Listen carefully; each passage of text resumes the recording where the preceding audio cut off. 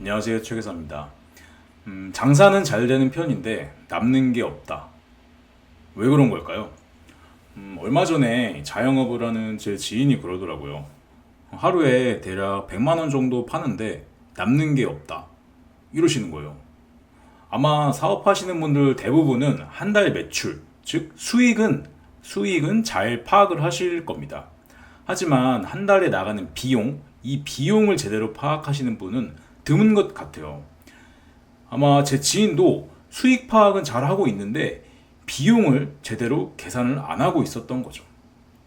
여기서 잠깐 용어를 정리하고 넘어가 볼게요. 자, 제가 여기에다가 기재를 해놨는데 여기 수익 있죠? 수익은 매출입니다. 매출. 그런데 흔히들 수익과 이익을 혼용해서 사용하시는 분들이 많습니다. 하지만 이익은 수익이 아닙니다. 비용은 그냥 말 그대로 비용인 거고, 이익은 수익과 비용을, 즉 수익에서 비용을 차감한 금액이 이익입니다. 이익을 다른 말로 하면 순이익이라고도 하고요. 이익은 매출이 아니다. 그래서 제가 드리고 싶은 말씀은 수익과 이익을 혼동하면 안 된다. 요 말씀을 좀 한번 드리고 싶었고, 자, 그러면은 예를 들어서 한번 설명을 드려볼게요. 만약에 하루의 매출이 한 100만 원이다. 그럼 한 달이면 한 3천만 원 정도 되겠죠. 요즘 다들 경기가 어렵다고 하는데 한 달 매출 3천이면 이 정도 수준이면 양호한 수준이죠. 근데 매출은 손님한테 받은 돈이고 이익이 아닙니다. 이 매출에서 뭐 고정비, 변동비 등 각종 비용들을 제외해야지만 순전히 내 돈인 순이익이 됩니다. 예를 한번 들어볼게요. 제가 여기다가 사례를 한번 가져왔는데 요거를 한번 보면서 설명을 드리겠습니다.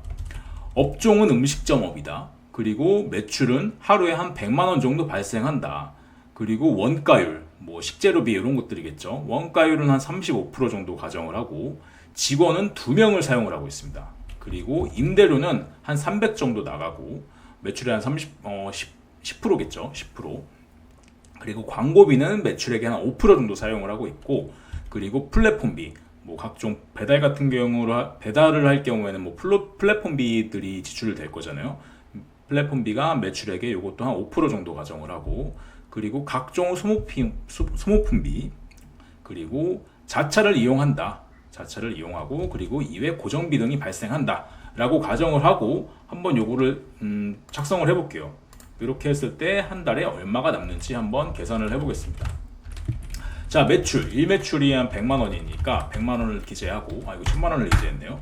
그러면 월 매출은 당연히 여기에다가 뭐 30일 가정하면은 3천만 원이 계산이 되겠죠. 그리고 재료비는 아까 원가율이 35%라고 했으니까 여기 35%를 곱하면은 35만 원이고, 여기에다가 또 31을 곱하면은 1050만 원이죠.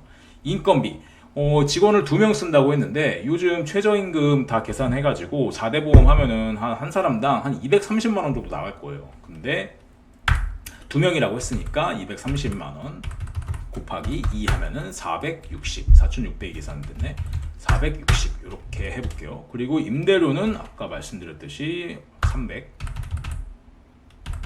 이렇게 하고, 광고비는 매출액의 5%, 매출액의 5%다. 그리고 플랫폼비도 마찬가지로 매출액의 5%다. 그리고 소모품비, 요거는 뭐 월별로 상이하겠지만 평균적으로 한 50만 원 정도 나간다. 가정을 해볼게요. 그리고 차량 유지비는 이것도 내가 차량을 뭐 얼마나 이용하는지에 따라 다른데 이것도 한 50만 원 정도 발생한다고 가정을 해볼게요. 그리고 수도 광열비는 뭐 전기, 가스, 그리고 수도 이런 것들, 각종 이제 공과금들 이런 것들을 의미하는데 이것도 대략적으로 한 50만 원 정도 발생한다 해볼게요. 그리고 지급수수료가 뭐냐?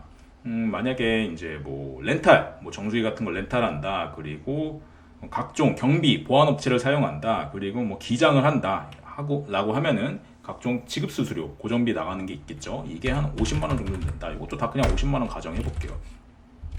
그렇게 되면은 이게 얼마냐? 비용만 해도 쭉 계산을 해볼게요. 비용이 2,310만 원이 나옵니다. 그러면은 매출액이 3천이죠. 3천에서 2,310만 원을 빼면은 690이네요. 690이 결국에는 이익이다. 근데 이거는 요거를 순전히 내가 가져가야 되는데, 여기에서 대표 내 월급도 가져가야 되고, 만약에 세금을 내는 달이다 라고 하면 여기서 세금도 내야 되고, 그리고 내가 사업자 대출이 있다라고 하면은 여기서 이자 비용도 나가야 되죠. 그래서 여기에서 각종 비용들을 제외하고 나면은 또 그게 이제 내가 가져가는 돈이죠. 그래서 제 지인이 이제 690만 원이 나왔는데 여기서 각종 비용들을 이제 고려해보니 남는 게 없다. 이렇게 말씀을 하시는 것 같아요. 근데 아마 대부분들은 이런 장부들을 이런 이렇게 기록, 이렇게 비용들이 뭐 어디에서 얼마가 발생하고 이런 것들을 제대로 작성하지 않으실 거예요. 얼추 이렇게 계산을 하실 텐데 그렇게 해서는 답이 없습니다. 왜냐면은 비용은 늘 내가 생각하는 것보다 많이 나오거든요. 자, 그래서 중요한 거는 이 매출, 이 3천만 원, 이게 중요한 게 아니라 결국에는 이 비용, 이 2,310만 원이라는 이 비용들을 제외한 이 이익, 요거 690만 원, 요게 중요한데 여기서도 뭐 대표자 인건비, 뭐 세금, 이자 비용 이런 것들을 다 제외하고 내 손에 남는 게 얼마인지 요런 거를 계산하는 게 중요하다. 요 말씀을 드리고 싶었고 결국엔 매출이 아니라 남는 돈, 손익 요게 중요하다. 이 말씀을 드리고 싶었어요. 물론 매출을 높이는 것도 중요하지만 각종 비용들을 관리해서 내 손에 얼마가 남는지 정확하게 계산을 할 줄을 알아야겠죠. 만약에 내가 사업을 하는데 손익 계산을 하지 않는다? 그럼 뭐 당장은 어떻게든 운영을 할 수 있을 겁니다. 하지만 결국엔 어려움이 닥칠 거예요. 제가 이건 확신합니다. 그러니까 사업하시는 분들은 꼭 이렇게 장부를 작성을 하셔야 돼요. 그럼 장부를 어떻게 작성해야 될까요? 뭐 어려울 건 하나도 없습니다. 일자별로 수익이랑 비용 항목들만 잘 정리를 해서 월별로 손익, 즉 이익이 얼마인지 파악할 수만 있으면 됩니다. 간단하게 제가 작성을 해보려고 예시를 갖고 왔거든요. 한번 보여드릴게요. 자, 1월달이다. 자, 올려보고 1월달. 요거는 제가 만들어 놓은 게 있는데 한번 이거 기준으로 한번 계산을 이제 예시를 들어볼게요. 지금이 뭐 1월 1일이다. 1월 1일이고 수입 항목이 있는데 수입 항목은 뭐 음식점업을 가정을 해서 배민이 있는데 배민으로 주문 들어온 게 있는데 그게 한 뭐 오늘 1월 1일자에 50만 원이 들어왔다. 이렇게 해볼게요. 그리고 1월 1일자에 마찬가지로 수입 항목이 있는데 뭐 쿠팡이츠에서 뭐 20만 원이 매출이 잡혔다. 그리고 1월 2일자에 지출이 있는데 뭐 식자 대비 프랜차이즈여갖고 본사에 식자 대비를 뭐 한 30만 원 납품을 했다. 그리고 1월 2일자에 지출이 있는데 이때 뭐 인건비를 제출했다.